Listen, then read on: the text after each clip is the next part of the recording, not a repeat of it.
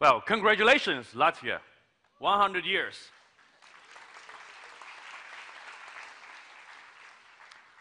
My name is Xiaotian, and I'm from Shanghai. In the past 15 years, I was mostly based in the Nordic region here and Scandinavian countries, and I consider myself a global citizen. Around 6 months ago, I moved back to Shanghai, China, and despite the fact that I'm a Chinese, I was very much surprised and even impressed by the fact that many smart technologies have already changed everyday life in China. So unlike the early presentations, which are very much looking into the future, my presentation is going to be focused on the present, meaning that in the next 40 minutes, I'm going to use China as a case, based on my personal observations and experience of the past 6 months living in Shanghai in China, to demonstrate and illustrate how some of those technologies have already changed our daily life in China. And that perhaps will bring us to think further how it will further, how those smart technologies and innovations going to further shape our future. Just as the host, the gentleman mentioned, it is not easy to talk about China, given its scope and scale. There are 1.4 billion of us. That means every 5 people on the planet, 1 is Chinese. So in order to better bring you to the context, I prepared a few slides which shows a day in China that just give you some Chinese flavor. So one day in China. This is a metro map in the city I live, Shanghai. Each day, Shanghai Metro carries about 12 million passengers. That means every day we move around 10 Estonia from location A to B and make sure everybody is happy. It's not an easy job, isn't it? And Chinese e-commerce is booming. Probably heard about the Alibaba, Tencent, JD, and many firms. So every day the Chinese e-commerce delivers over 100 million packages, and they do it fast. Of course, every day, 50,000 new babies are born in China. That's a half city of Tartu, if you know the city. And every day, the Chinese railway, Highspeed, operates around 4,500 high-speed trains running at the speed of 350 kilometers an hour, and they carry around 5 million passengers every day. And if you heard about a Black Friday in the States, probably you know the Chinese Black Friday, Double 11 shopping festival, initiated by Alibaba. And last year, in the 11th of November, 2017, the total online sales on a single day exceeded $38 billion US. Well, some of you might wonder why it's 11th of November is a shopping festival in China, because 1 means single in China. So 11th of November is all the single numbers. That means that if you are single, you have no boyfriend, girlfriend, you have to treat yourself very good on that day. Please go crazy on shopping. And that is how Jack Ma's idea worked, and $38 billion in a day. Now, many of that transactions actually done by the mobile payment. Each day, the mobile payment platforms operates the transaction volume of 82 billion US dollars. That's a lot. If some of you have been to China, probably you experienced some of the environmental problems and challenges we're facing. So China is very eager to go green, be sustainable, not only focusing on creating more GDPs, but yes, create a green GDPs. So thanks to the sharing bike, in China, every day, because of the sharing bikes we use, that it reduces the carbon emission by more than 19,000 tons. And we're not stopping there. Every day we add 20,000 hectares of the new forestation in China. So that's good news. As currently the world's second largest economy after the US, each day the China produces 32 billion US dollars GDP every day. And from that part of GDP, many are invested in R&D. So this picture, you can see a 500-meter telescope, which is the largest telescope on the planet. And every day in China, we invest 700 million US dollars in R&D every day. As I'm working at the Shanghai University, every year we produce almost 2 million engineers. 2 million engineer students graduate from China every year. They are working in R&D. So that's the few slides I prepared so that it gives you a better understanding on the context we are going to talk about, the case we are going to talk about. So today's speech, I'm going to talk from 3 perspectives, which also impressed me the most. First, cashless society. Second, big data. And third, smart logistics. So, cashless society. In China, cash is no longer the king. Now let's first take a look at the news from the CBS. Might soon come to an end. By 2020, mobile wallets on our smartphones are expected to surpass the use of credit and debit cards in the U.S. That has already happened in China. Ben Tracy is in Beijing to show us what a nearly cashless society actually looks like. Ben, good morning. Good morning. So when I moved here to China a couple of months ago, I kept getting funny looks every time I would pull cash out of my wallet to pay for things. And then I got one of these. It's a code on my phone, and now I can basically buy anything here in China. When you pay for something, how do you pay for it? Mobile phone. On the streets of Beijing, cash is definitely not king. What do you think of people who use cash to pay for things? That's rare and weird, he says. Only the elderly and people who don't know how to use a phone pay cash. This woman says, I rarely take my wallet when I go out, just my phone. That's because those phones can buy just about anything, from clothes in the store to steamed buns on the street. They're used to pay for bike rides and bus rides, rent and utility bills. When was the last time you used cash? A month ago? Wow, that's a long time. WeChat and Alipay dominate China's mobile market, and payments on their platforms totaled more than $5.5 trillion last year, a 200% jump from the year before, and nearly 50 times more than the value of mobile payments in the U.S. One of the big reasons mobile payments have caught on so quickly here in China is because of what most people here don't have in their wallets: credit cards. They basically went from a cash-based society to a cashless one and skipped the step in between. China has leapfrogged the U.S. into going to a cashless society. Andy Mock is an economist in Beijing. He says China's cashless revolution has happened in just 3 years, largely thanks to these things called QR codes. You simply scan them with your phone to pay. Nearly every business and person has one. From the farmer's market to the musician on the street playing for a mobile tip.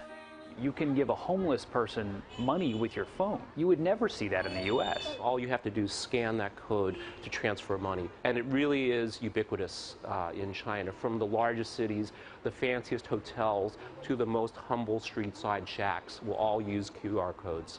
The Chinese are comfortable doing everything on their phones, while in the U.S., credit cards and online shopping via personal computers still rule. These kinds of legacy technologies make any adoption of newer generations of technologies much more slower. So in this sense, I think the U.S. has a little bit of catching up to do. A recent survey found that 40% of Chinese people carry less than $15 on them, but they would never dream of leaving home without this. As one guy told me on the street, you can't achieve anything without your phone. Gail? That guy on the street was very correct. Thank you, Ben Tracy. Didn't you love how he opened the piece? When I moved to China a couple months ago, that sounded so cool. Thank you, Ben Tracy, reporting from Beijing. So that is what is happening every day in China, cashless. And that's right, Chinese people are crazy about the QR code. 10 years ago, we talked about the copyright in China. Well, in China, we say copyright means the right to copy. And now we talk about the Chinese people really knows how to use technology. We might not be the best or the greatest inventors in the world, but we certainly know how to use the maximum to use the technology and serve our everyday life.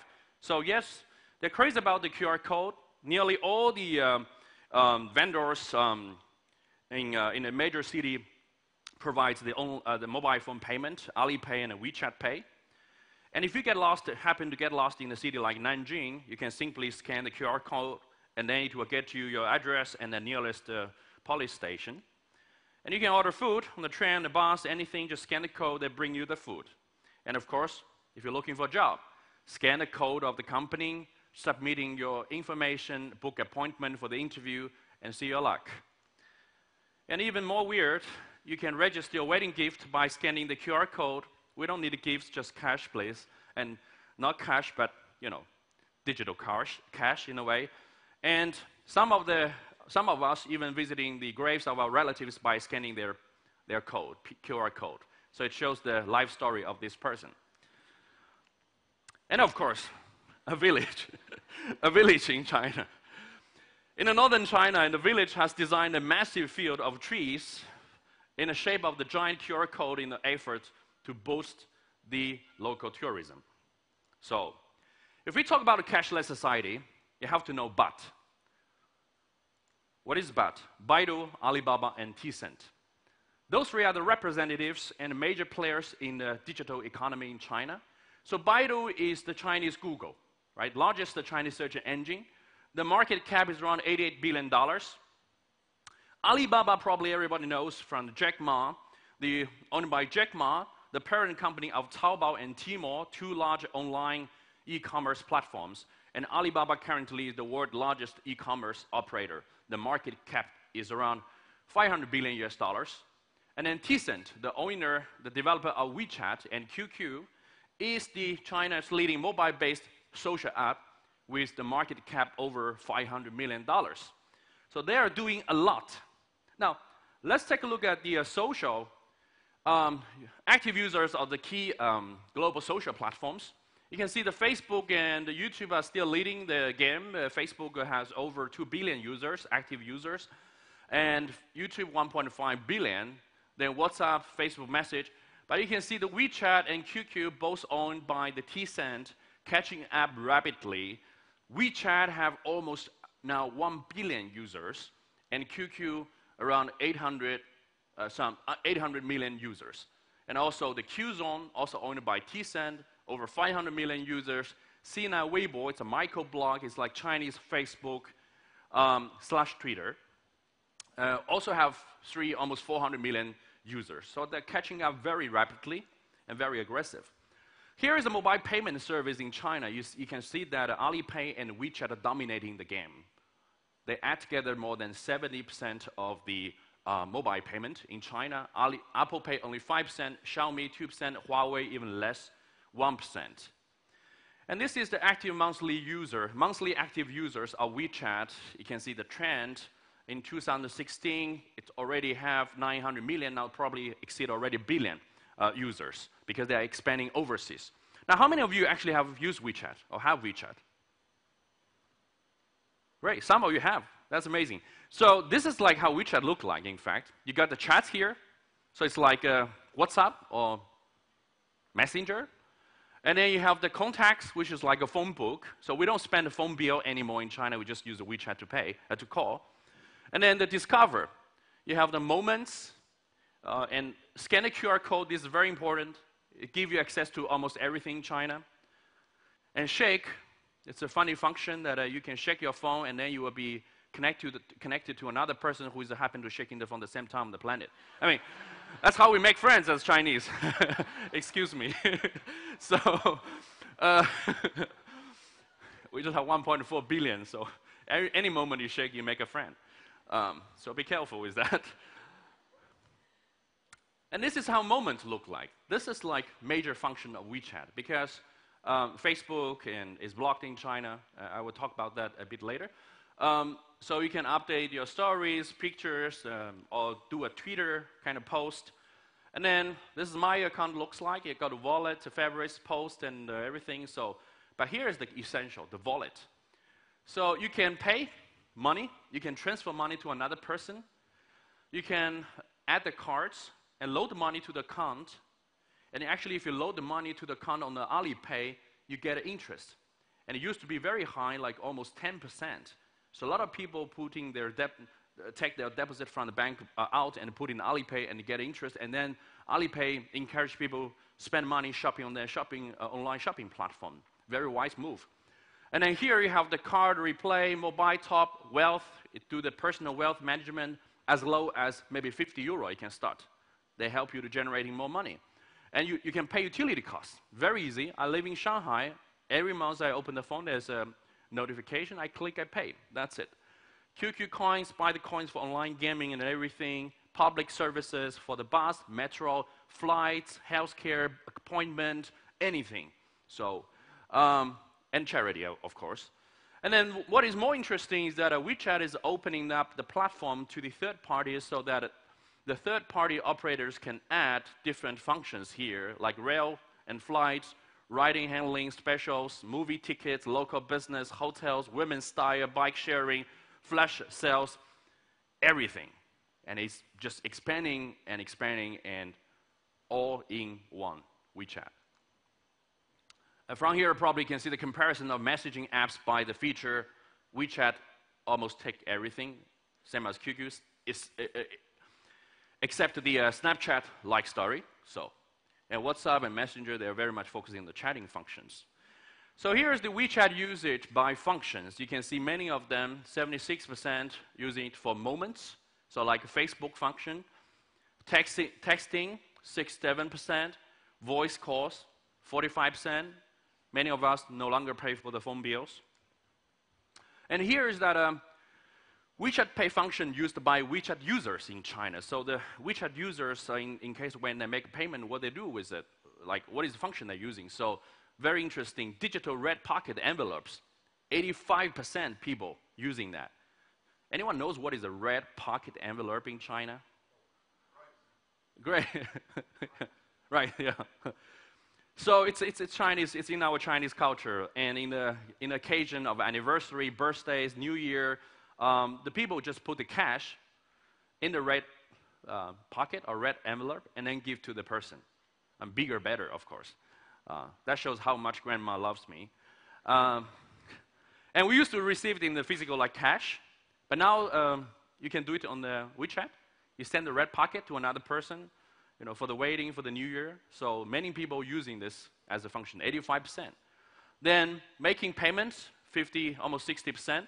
Money transfer to contacts, 56%. Receivables, and WeChat credit card. By having 1 billion users, active users worldwide, and most of them are in China, Tencent is very powerful. By having those active users, they start to move aggressively to other sectors. For instance, this is an interesting case called a bingo box. The different size of bingo box is like a convenience store, a grocery shop, and they're located in different part of the city. Actually, those shops can be lifted up and move around to different locations. And let's take a look at how the bingo box looks like. It is, in a concept-wise, it is similar to Amazon Go, but the entire box is designed based on the WeChat functions. So.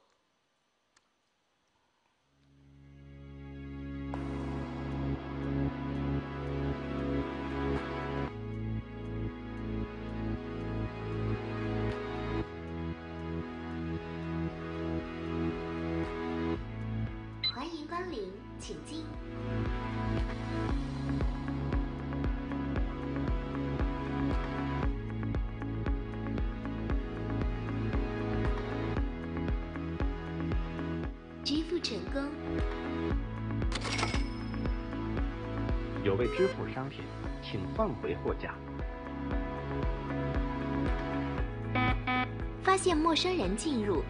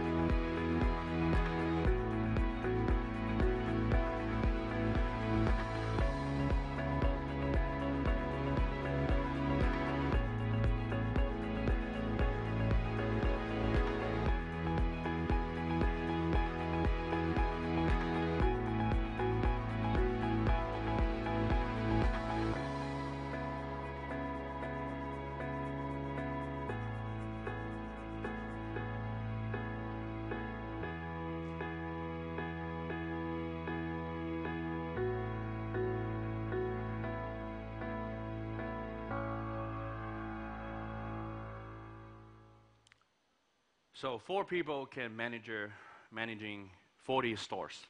That's amazing. The retail innovation. Now, as I mentioned earlier, in China, Facebook, YouTube, Twitter, Instagram, everything is blocked. I mean, there's many reasons for that. We have no time to talk about it. But at the same time, you have the duplicates. So you got a Facebook in the West, you have Tencent in China. You got Amazon, we have Alibaba and JD.com. You have Google, you have Chinese Baidu. In the West, you have Netflix, YouTube, we have Youku and Qi. You have Twitter, we got Microblog, got Uber, we have Didi. Actually, Didi just invested in Taxify in Estonia.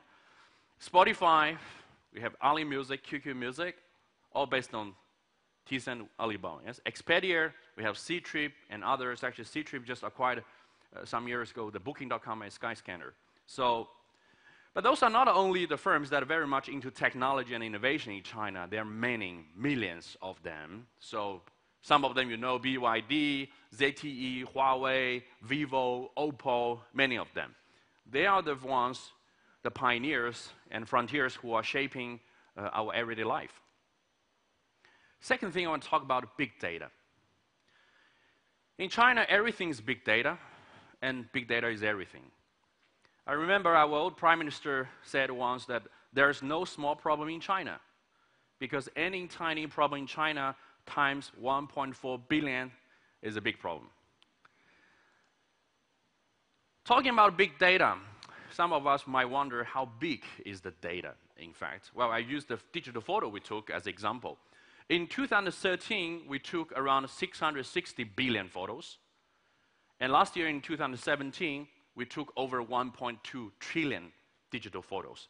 And many of those photos, probably done by Chinese and Japanese tourists, but they're done by the smartphones. More than 80% are done by our smartphones. And in terms of the data we created, in 2010, we created less than 5 zettabytes. So 1 zettabyte is 1 trillion gigabytes. In 2018, we have around 40 zettabytes, and then by 2025, it will be increased tremendously to 160. So huge amount of data. The Chinese government is very much into the big data development and have investing a lot in the sector. So in the current 5 years agenda, that's the National Development Plan, the state has mentioned to increase the annual sales of Chinese big data industry from 280 billion Chinese yen in 2015 to the 1 trillion Chinese yen by 2020. And then to target a compound annual growth rate of around 30% for the industry sales from 2016 to 2020, to create 10 world-leading big data companies by 2020, and also 500 big data applications, by 2020. So the government investing a lot in the sector. And how big data solve the problem in China? I use the urbanization or urban planning as a case. Urbanization is developing rapidly in China. In fact, there are more people living in the city than rural area in China, as you can see from the figure. This is a research project led by the Smart City Institute at Shanghai University. The figure shows the human distribution from 9 a.m. to 3 a.m. in the city of Shanghai. Well, in the city of Shanghai, we have around 25 to 30 million people. In fact, we don't know how many people there. 25 to 30 million people. And this figure shows the human density distribution. So by collecting different data of the mobile phone movement, the people's gender, their movement, their age, and many other various data to create this data pool, the city government is able to make a better choice on urban planning. So where to build next hospital, where to build the next park, where to build the next shopping center, how do we design the road, how we design the underground metro system. It helps us to make the city smarter and better for our life. This is another project which is also done by the Smart City Institute at Shanghai University. So this is abnormal events detection. By deep studying the previous abnormal events happening in China, they created a model. And then by collecting the real-time data in the street and human behavior, they're able to detect when the next abnormal event will happen.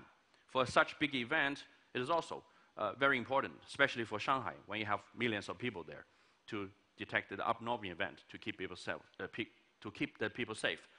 And this is quite a handy application also developed by the Institute. It's a smart parking system, very widely used already in Shanghai.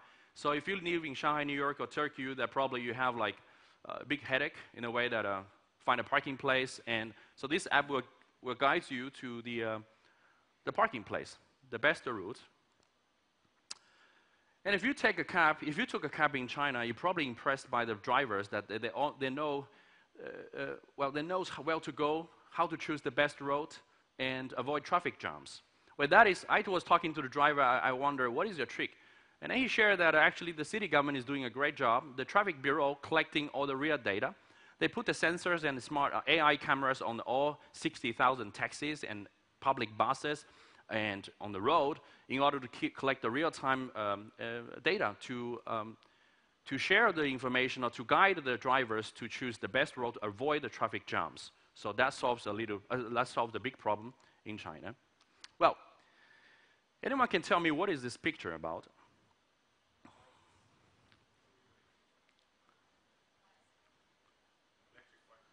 Exactly, bikes. These are the sharing bikes, as I mentioned. There are over 450 million bikes in China. And if you have been traveling in China in recent years, probably you see the Chinese cities are filled by different colored sharing bikes. The major players are the Mobike and Ofo, right? They're also in Europe, in fact. Mobike has almost 1 million daily active users, and Ofo has 500,000 active daily users. So they're very aggressively entering the market. Female users prefer Mobike, while male users prefer the Ofo. And they're competing with each other by filling their bikes like millions into the Chinese cities. Because to use the bike is very simple. Use your WeChat, use the application, or use the WeChat, scan the QR code, unlock the bike, you can use it, and then you can leave it almost anywhere you want. Well, that's also creates a problem, isn't it? But yes, it's very convenient and very cheap to use. So Ofo in the 2017 estimated produced in total 17 million new bikes, and they allocate those bikes in the cities in China, and Mobike produced also around 15 million new bikes. So Mobike and Ofo. There are many other smaller companies with different colors, white and blue, so like Hello Bike, One Step Bike, Unibike, Xiaomi Bike, and many bikes everywhere. That's just a symbolic thing of the Chinese sharing economy. While the sharing bike is booming in China, as well as the same as the sharing electronic cars. So the car-to-go is also in China. As you can see, they're growing rapidly in China with 237,000 members. They have almost 1 million members in Germany, more than 500,000 in US, 500,000 in Italy. In China, also growing rapidly. But our domestic company, like Didi, the giant, like Chinese Uber, is also setting up an electronic car sharing service with 12 automakers in China, including BYD and Geely, who acquired Volvo many years ago. Didi is currently the world's second largest private company. They're not public listed yet, with a valuation of US dollars 56 billion, and with over 500 million users in China, 500 million. So, and the reason the Didi investing in Chinese car sharing market is that the market is huge. China's car sharing market has a potential value of 1.8 trillion yen. That is almost 300 billion US dollars.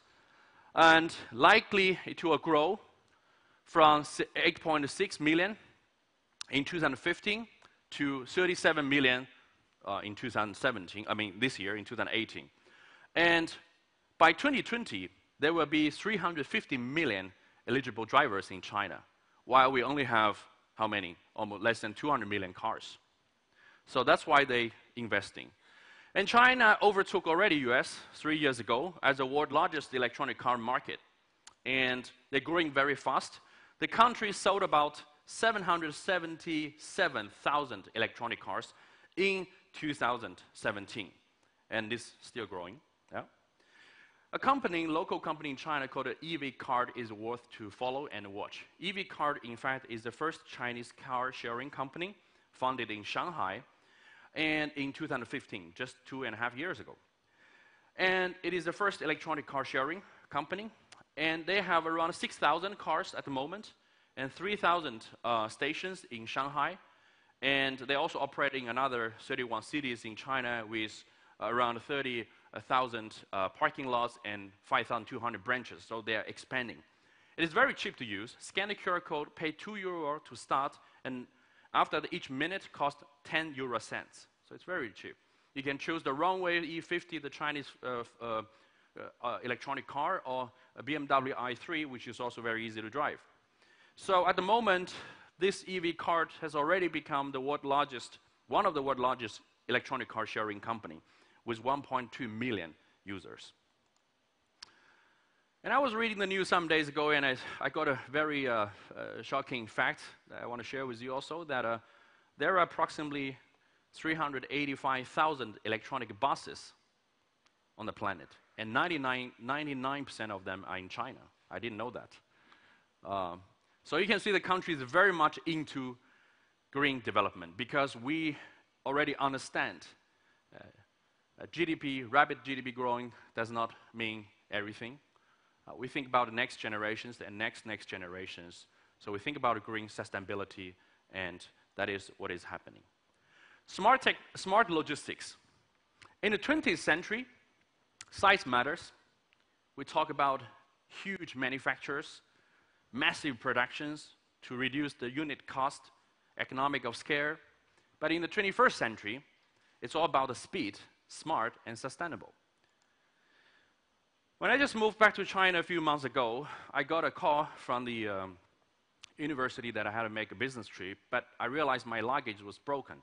So in the morning, I went to Taobao and ordered luggage. And luggage, the seller is located in north part of China, which is over 1,000 kilometers away. And yes, I made the order. And before evening, I go to the airport, I got the luggage.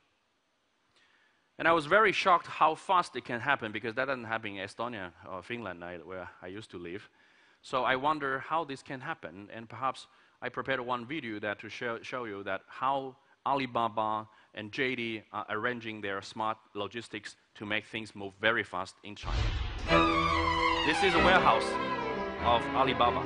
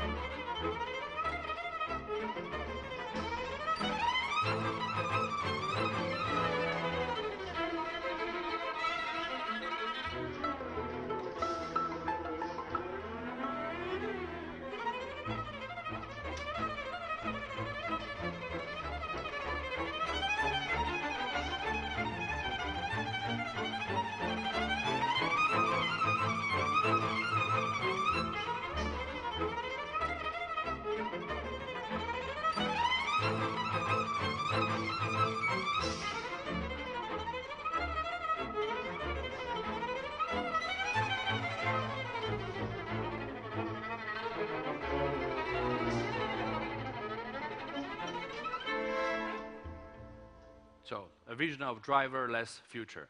That's how the Alibaba arranging their warehouse. The same as another major player in the e-commerce in China, the JD.com, JD. JD established the world's first automated, staffless warehouse in China, and it's also an interesting case to watch.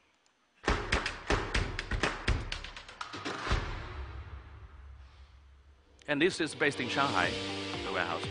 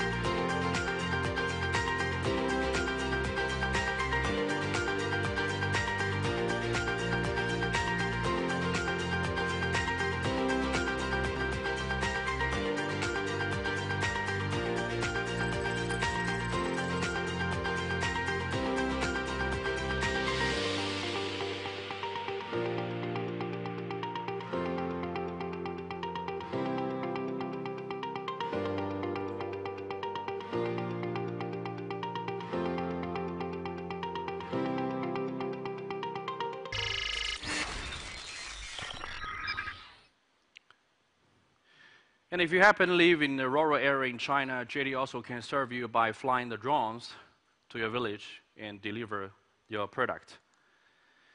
In China, we not only need to move the products fast, we also need to move people fast, and there are so many of them.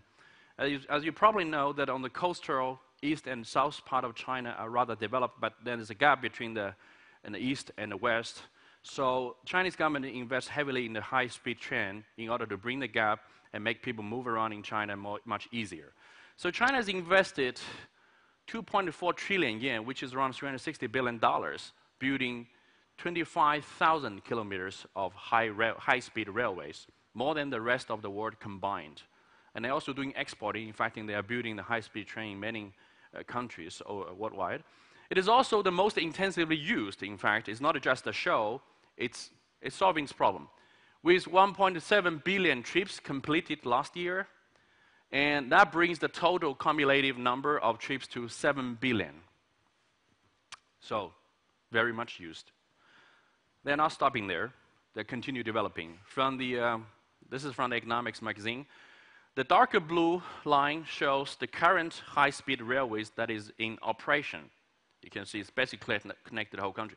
And light blue lines are the ones which are under construction or planned. That means by 2022 or 2025, the number of the high-speed railways in China will be even doubled, and the speed will go up. I have heard that in the lab they're already testing 680 kilometers per hour train, so it will make the fast speed much easier. It took me almost four hours drive from Tartu to Riga. So if we have this train, probably it takes around a half an hour or even shorter in the future. Many of you heard about the Hyperloop one by Elon Musk, amazing project. Of course, China is not copy, but following that. I have to be politically correct as I work in the public sector. China Aerospace Science and Industry Corporation, the state-owned company, has announced that it has already started research on the high-speed flying train that it says we are able to reach top speed of 4,000 kilometers per hour, which is how many times? 4 times faster than the commercial jet and 3 times of the speed of the sound. So let's see if that will happen. Let's see where the future will bring us. So in the past 2 days, during these 2 days, we talked a lot about technology, innovation. We shared a lot of dreams and thoughts about our future. Of course, I had a lot about concerns in terms of the threats to the humanity and many issues. In China, in our philosophy, in Yin-Yang philosophy, we do not see the future trend as either black or white. We see a mixture. We see a balance between white and black, balance between positive and negative. So it all depends what you focus on. So I want to end today's presentation with one quote. It says, 45% of today's work can be automated, leaving more time for what really matters. So let's focus on what really matters. Thank you very much.